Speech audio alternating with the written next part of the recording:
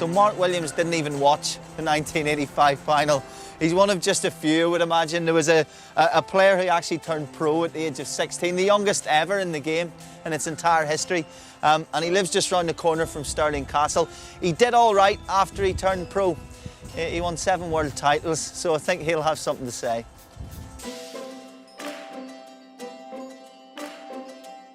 You're 8 frames up, but you go to bed and you wake up that next morning for the second day and it's 9-7. You're only 2 frames ahead. What's going through Steve's head at that stage?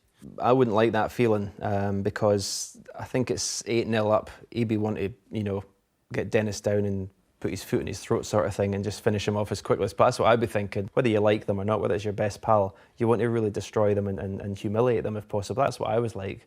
But yeah, then you're thinking, my God, what if I lose this now? So when you woke up on that Sunday morning, as it was of the 85 final, into session 3, you would have been cheering on Steve Davis then? Yeah, over Dennis Taylor? Very much so. I've always been, in any sport I watch, I've always wanted to see the best winning, whether it be Steve Davis, Tiger Woods, Michael Schumacher when I was into Formula 1. I want to see the best winning. I've never been an underdog supporter. Stephen Hendry, as a kid, he wanted Steve Davis to win in 85. Did he? Well, I think Ronnie O'Sullivan's the greatest player there. I think by the 3rd session, midway through, the nerves were there on both sides.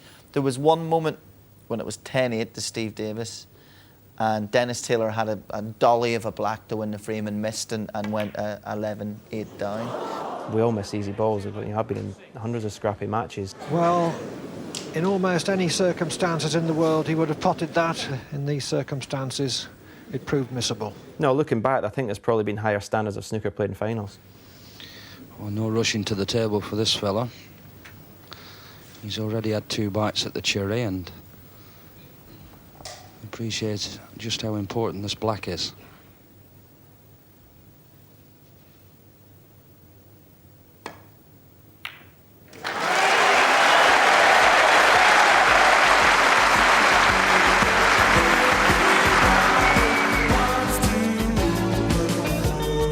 But none of us had tickets to the final.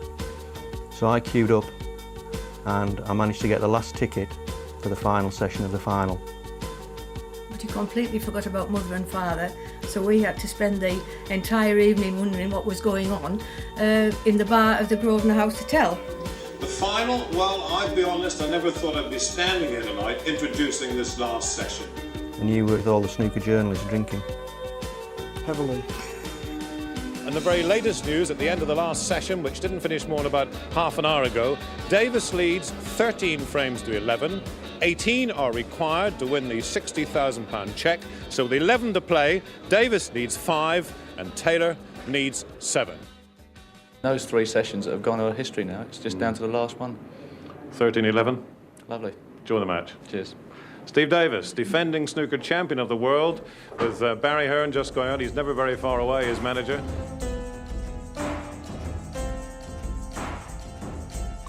You see sport 360 degrees, from the punters paying the money to get into the entertainment on the bays or on the hockey or wherever it may be. But I think it's important to note that Steve Davis was your boy. Yeah. We go back to 1976. So for you, it wasn't just about the sport and the receipts. So you must have been as tired as him going in that last session. Yeah, it was like family. You know, we were in this together and we beat the world.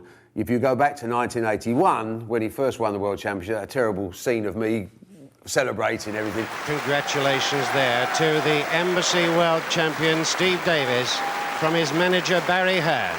You have to understand the emotion. You know, I'd spent 5 years telling everyone I had the greatest player in the world and he was my best friend and we were going to kill everybody. Yeah. And that was not just me celebrating 81, it was vindication of everything that we both set for. Steve and I would sit down in the early years and we would talk about what's it going to be like when we win the World Championship. We would have tears rolling down our face. That was the intensity of our early. We wanted, neither of us had anything. Yeah. We wanted to be somebody in our chosen sports. I'd like to thank all the people from Romford and from Plumstead Colne Working Men's Club and everybody else all over the place. Now take that forward to 85. We were joined at the hip. In terms, I would have taken a bullet for Steve Davis. He was so charismatic whilst I was the total opposite. But I did my job on the table, and he did the best for me off the table. And we got on really well, even though in another walk of life, I'd have probably been the last person he'd have ever befriended.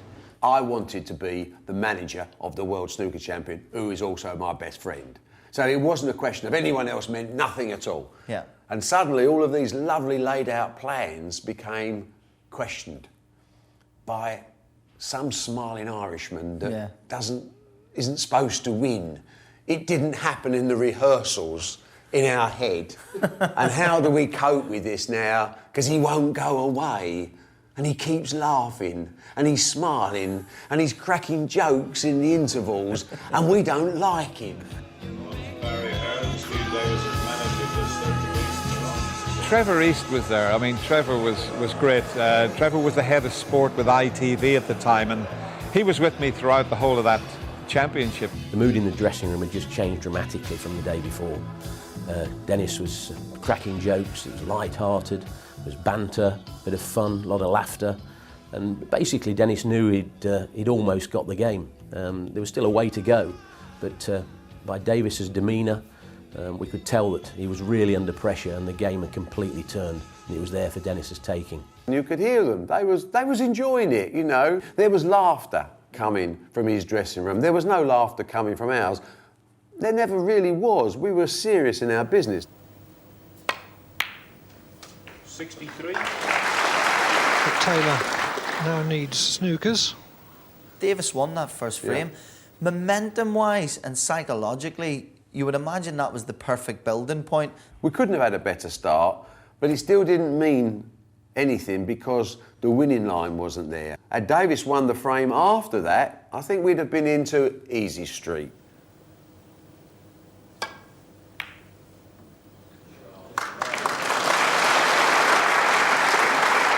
You won't see many better thought out shots to nothing than that. Let's just pause for a minute and consider the art of snooker. Michael Myers has done this oil painting of the last frame of the 85 final. I absolutely love it.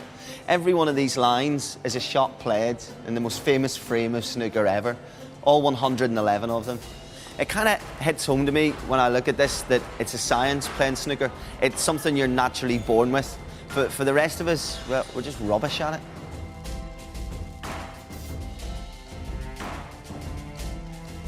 I think like most sort of semi-mugs, every now and then I'll do a shot that would have got spirited applause at the grapple drome or whatever it's called.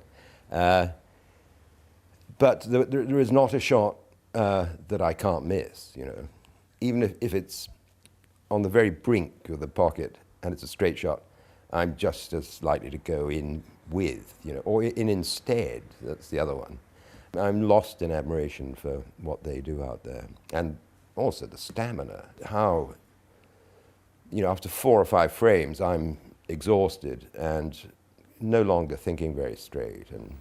And for them, it must be a kind of delirium of concentration. It's fiercely psychological. You're never so far ahead that it's over until it's over.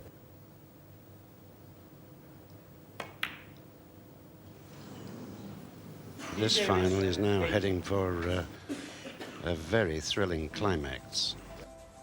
I'm here in East London's Theatreland to speak to actress Cathy Murphy. You may know her from programmes such as Shameless, EastEnders and Extras.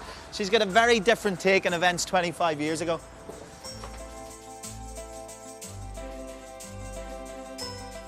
Let me take you back to 10:15 on the 29th of April, 1985. You would have been one of the few people in all of Britain not happy when you tuned into BBC Two to see Dennis Taylor and Steve Davis. No, not really, because I was 17 and I was in a BBC production called Bleak House. It was my first big break and I was really excited sitting around the TV with my family and my then boyfriend to see Bleak House. Miss Summerson, it's Mr Skimpole, miss. He's been took. Mr Carson said, would you kindly... Has Mr Skimpole been taken ill? Took me sudden. And instead, this snooker match went on and on and on. And I think it finished at about 12:15, which meant Bleak House started at 12:15. And who's going to watch it then? So I wasn't best pleased.